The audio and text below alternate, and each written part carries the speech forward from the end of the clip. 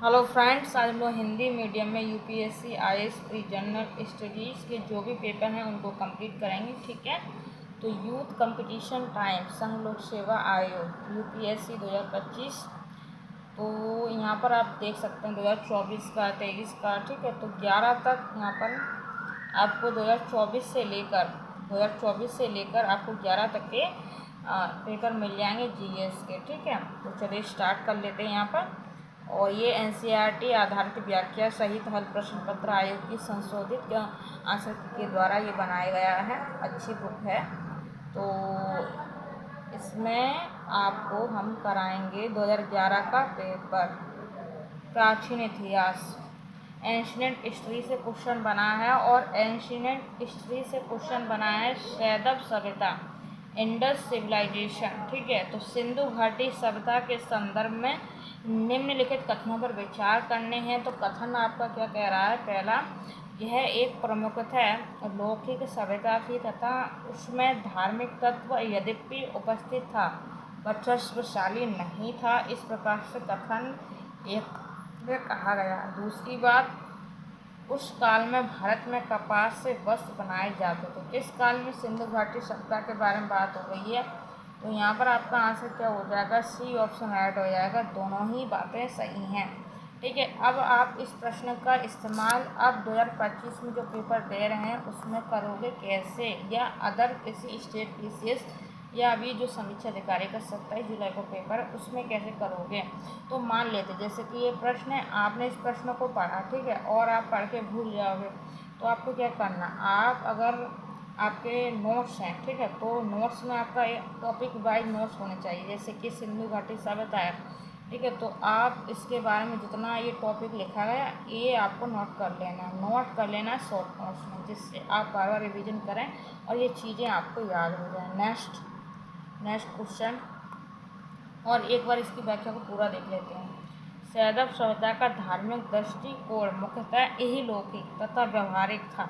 ठीक है, इस सभ्यता में मात्र देवी, पुरुष, देवता, पशुपति की उपासना के साथ साथ अनेक पशु पक्षियों, वनस्पतियों, वृक्षों आदि की पूजा के साक्ष्य मिलते हैं। सबसे पहले कपास उपजाने की विधि का ज्ञान सिंधु निवासियों को ही था। ठीक है, तो ये एक फैक्ट्स हो गया।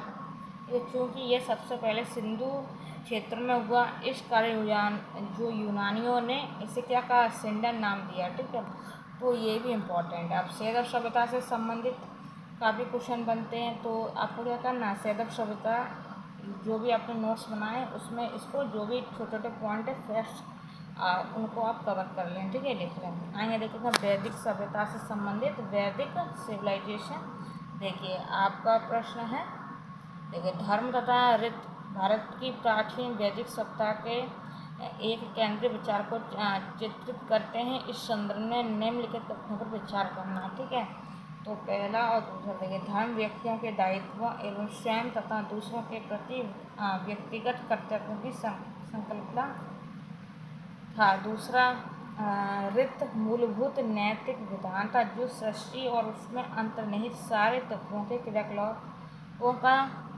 संचालित करता है। ठीक है, क्रियाकलापों को संचालित करता है। इस प्रकार से ये दो बातें करनी हैं।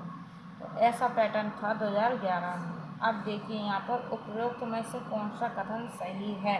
तो यहाँ पर आपका आंसर दोनों ही सही है। ठीक है, तो सी ऑप्शन राइट हो जाएगा। दोनों बातें हैं तो इम्पोर्टेंट है, वैदिक काल से संबंधित हैं, तो आपको इन बातों को क्या करना है, नोट डाउन करना। आगे बढ़ेंगे और इसके बारे में व्याख्या में जानेंगे। देखिए ऋग्वेद, जिसका समय 1500 ईसा पूर्व से 1000 ईसा पूर्व माना जाता है, धर्म शब्द विधि के अर्थ में प्रयुक्त हुआ है। इसका संबंध नैतिकता से है। ऋत का अर्थ विश्व की नैतिक एवं भौतिक व्यवस्था से माना गया है। ऋत से तात्पर्य सत्य तथा अविनाशी सत्ता से है। आगे बढ़ेंगे, बौद्ध, जैन, भागवत एवं शैव धर्म। देखिए जैन दर्शन के अनुसार सृष्टि की रचना एवं पालन पोषण, तो ये क्या है, ये एक यूनिवर्सल लॉ है, सार्वभौमिक विधान से हुआ है। ठीक है, और ये तीनों ही बातें नहीं हैं। जैन धर्म से संबंधित पूछा है तो आपका ए आंसर राइट हो जाएगा। और इस पूरी बात को हम यहाँ पर जानेंगे। जैन दर्शन मानता है कि समस्त विश्व जीव तथा अजीव नामक दो नित्य एवं स्वतंत्र तत्वों से मिलकर बने हैं। जीव चेतन है जबकि अजीव जड़ है। यहाँ जीव का अर्थ सार्वभौमिक आत्मा न होकर व्यक्तिगत आत्मा से है। जैन मतानुसार आत्मा अनेक होती हैं तथा सृष्टि के कण कण में जीवों का वास है। इसलिए जैन दर्शन के अनुसार सृष्टि की रचना एवं पालन सार्वभौमिक विधान से हुआ है।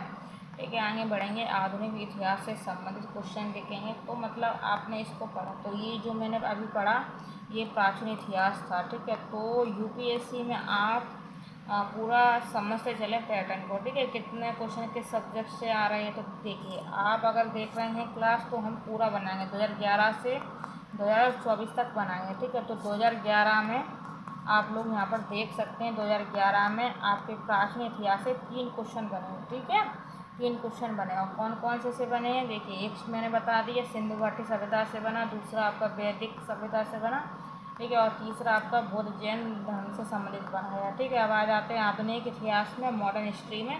तो मॉडर्न जो हिस्ट्री है इसमें आपको 1857 का विद्रोह एवं 19वीं शताब्दी का जन आंदोलन से संबंधित क्वेश्चन बना। तो क्वेश्चन आपका 4 क्या कह रहा है, भारत में 19वीं शताब्दी के जनजातीय विद्रोह के लिए निम्नलिखित में से कौन से तत्व ने साझाकरण मुहैया किया। ठीक है, इस प्रकार से कह रहा। तो इसमें क्या कह रहा है, भू राजस्व की नई प्रणाली का लागू होना और जनजातीय उत्पादों पर कर का लगाए जाना। ठीक है, और बी ऑप्शन जनजातीय क्षेत्रों में विदेशी धर्म प्रचारकों का प्रभाव। सी ऑप्शन जनजातीय क्षेत्र में बिचौलियों के रूप में बड़ी संख्या में महाजनों, व्यापारियों और लगान के ठेकेदारों का बढ़ना।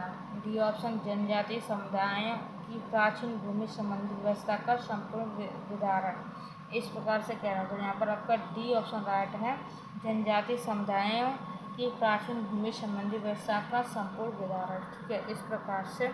और इसकी व्याख्या देखेंगे। भारत में 19वीं शताब्दी में हुए जनजातीय आंदोलन के प्रमुख कारण इस प्रकार थे। सरकार ने आदिवासियों के सरदारों को जमींदार का दर्जा प्रदान कर एवं लगान की नई पद्धति को लागू कर उनकी परंपराओं को कमजोर किया। आदिवासी क्षेत्रों में सरकार द्वारा ईसाई मुस्लिमों की घुसपैठ कराना, आदिवासियों के बीच महाजनों, व्यापारियों और लगान वसूल करने वाले ऐसे समूह को लादा गया जो बिचौलियों की भूमिका में थे।